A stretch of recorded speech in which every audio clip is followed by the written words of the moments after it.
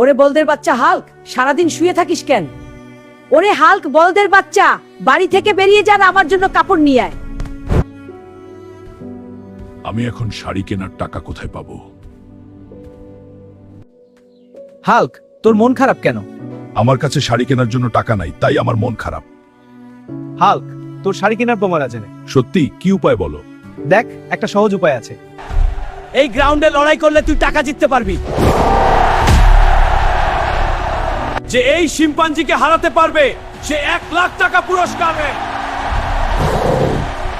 আমি এই খেলায় যোগ দিতে চাই আর পুরস্কার 1,00,000 টাকা জিততে চাই। বন্ধুরা, আমাকে সাহায্য চাই।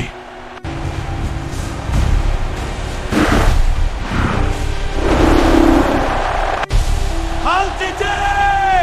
এই নিন হাল। হাল জিতেছে! মা আমাকে আর কোনোদিন বকিস না, এই নাও তোমার শাড়ি।